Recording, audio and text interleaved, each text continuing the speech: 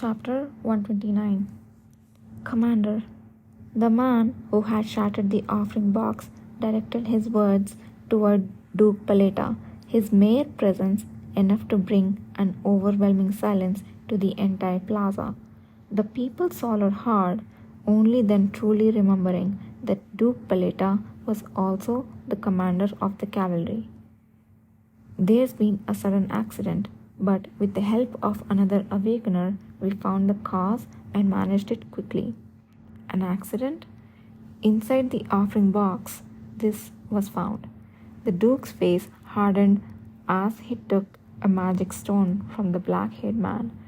Despite knowing that the Duke's icy gaze was not directed at him, Lusan couldn't help but shudder for a moment.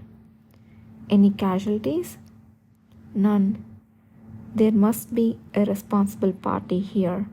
Where is the event manager? Father Bertrail Shan Apeto, who is in charge, coincidentally seems to have left his seat just after the incident. Though he said the priest had left the seat, everyone there knew it meant he had fled. The atmosphere grew even darker in an instant. I see. What a pity. As Kishir muttered those words, looking at the vacant seat of the elder priest, a flurry of people came running from behind. They were officers of the imperial army bearing golden insignia, soldiers under their command and envoys from other countries. Duke, are you all right? We told you it's dangerous to go ahead. Despite the fact that common followers who came to receive flowers, priests like Lusan, and even ordinary imperial soldiers who were dispatched to help maintain order were still lying here, the officers' gazes were not directed at them. Seeing the officers in a flurry of concern for Kishir's well-being, Lusan sighed. Well, I didn't expect much anyway. Lusan and others alike looked around with similarly bitter expressions. After all, there were no injuries or deaths despite the accident, which was a relief, but Kishir's response was different. The incident has already been resolved by the cavalry. Shouldn't we prioritize helping those in need rather than me, who is not even slightly injured? Ah, yes. Oh, yes, you're right. One officer, surprised by the unexpected words, finally heeded Kishir's hint and turned to shout at the soldiers who had followed him. You fools, what are you doing? How do you think the Duke will feel if we just stand around doing nothing? Get the fallen people back on their feet and transport the injured now. The way he seemed to place all the blame on the foolish soldiers, as if none of it was his fault, was almost laughably blatant. Lusan, seeing the soldiers scattering across the square with anxious faces reminiscent of his own when the old priest would scold him, finally managed to relax. So, this was inside the offering box? Yes. That's quite a serious prank. Who's the awakener that let us know this was here? I would like to see their face. While the soldiers were aiding the people, Kishir didn't rest for a moment. He examined the red magic stone offered by the man from the cavalry with jet black hair, holding it up to the sunlight before moving himself to gather more details about the situation. That person over there. Upon seeing the boy from the Apeto family pointed out by the black-haired man, Kishir nodded and ordered him to be brought closer. Despite being weakened to the point of collapse, the boy hadn't fainted and was able to come before Kishir with the support of two soldiers. Kishir eyed the white cape draped over the boy, his crimson eyes narrowing in intrigue as he began to speak. I had no idea that the one who assisted us was a participant in the event. From which family do you hail? Apeto family. My name is Revlin Shan Apeto. The boy bowed respectfully before the Duke, his face pale. I am aware that you need rest immediately, but I need to understand the situation clearly. May I ask you a few questions? Of course. What is your relationship with Beltrail Sean Apeto, the elder in charge of this event? He is my uncle. There was a ripple of surprise as everyone realized that the person who had helped resolve the incident was the nephew of the elder who had abandoned everyone to save only himself. I see. My men mentioned you exerted the power of an awakener to aid us. Is this true? Revlin hesitated for a moment, unable to answer as promptly as before, but soon he nodded with a firm expression, as if making a decision. Yes, that's correct. I'm an awakener. Well, in a noble family. Whispers spread rapidly throughout the square, with all eyes converging on Kishir and Revlin. Interesting. What exactly are your abilities? It's nothing impressive that you would be curious about, Your Grace. I just have the ability to project my voice directly into others' minds. Upon hearing Revlin's modest reply, Lusan realized his earlier perception wasn't mistaken. The ability to project your voice. So, that's how you were able to communicate amidst such noise? Kishir nodded and gave the boy's shoulder a light pat. That's an impressive ability.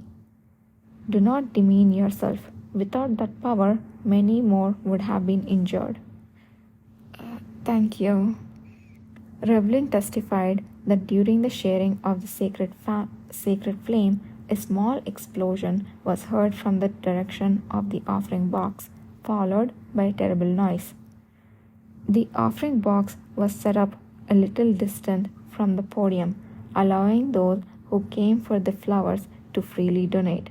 As it happened, Revlin was nearest to the offering box at the time, so no one doubted his explanation. Lusan was no exception. Commander, we have checked the condition of everyone remaining. Apart from a few who fainted from shock, everyone is in good enough shape to walk on their own. Just then, the rest of the cavalry, who had moved to inspect the fallen ones before the Imperial soldiers returned and reported loudly to Kishir so everyone could hear. Is there anyone who has suffered hearing damage? Yes, my hearing was restored immediately after the second ceased, and there was no after effects. That's fortunate. Kishir nodded in response to the report, and at the same time, someone sprang to their feet and began to shout. The cavalry has saved us all once again. Long live the cavalry, long live His Grace Duke Paleta. It reminded everyone of the day of the grand procession on the first day of the festival. All the residents of the capital still vividly remembered the intruders that the cavalry had slain that day. Presumably, the one shouting our praises was recalling that very incident. As they repeated their cheers, ones began to join in and with the cheering, as if drawn in by their enthusiasm. Hooray! Long live! Duke Paleta truly is the glory of the Empire. Among the crowd, a minority began shouting out the names of Revlin Sean Apeto, clapping their hands. The name Apeto, which had almost earned their disapproval due to the escape of the elder priest, was fortunately not tarnished thanks to Revlin. Those who had received the sacred flame threw their flowers unreversibly at Revlin, Kishir, and the members of the cavalry. Although most of the flowers had been trampled in the chaos, Kishir didn't show displeasure at the commoners' throw of flowers. Instead, he picked up a single bloom with a smile. Even holding a wilted flower, his elegance and dignity remained unscathed. This sight momentarily took the breath away from onlookers, who then waved their hands in awe. What is this feeling? Lusan, who had been working tirelessly to maintain the sacred flame, felt a tug of his heartstrings for the first time as he watched Kishir. The square, which was filled with screams and fear just moments ago, now resounded with different kinds of cheers, creating an unfamiliar, almost mystical spectacle. Do you see? It's thanks to your timely bravery that none of these people were harmed. In the midst of the cheering, Kishir addressed Rebelin Shan Peto. As the head of the cavalry, I must personally express my gratitude. No, I haven't done anything myself. It was the cavalry under your lead, Your Grace, that resolved the issue. I believe the praise should rightfully be directed towards them. Even amidst the Duke's praise and the cheering, Revlin remained humble. His stern expression, void of a boyish smile given his age, drew even more applause from the crowd. One should always return a favor received. Looking back at the modest and heroic boy, Kishir extended a hand with a soft gaze. Revlin Shan Apeto, I will reward you for your courage and ability. If there is anything you desire, state it here. I promise in the name of Duke Paleta to grant it. I didn't do it with such expectation. Revlin shook his head, but Kishir did not back down. You are protected by the Emperor's You have protected the Emperor's subjects, which is also my wish. It would be a disgrace to do a good deed and not receive a reward. Do you intend to shame both the Emperor and me? No, I don't. After some hesitation, Revlin finally conceded. The crowd eagerly leaned in, curious as to what this remarkable boy would request as his reward.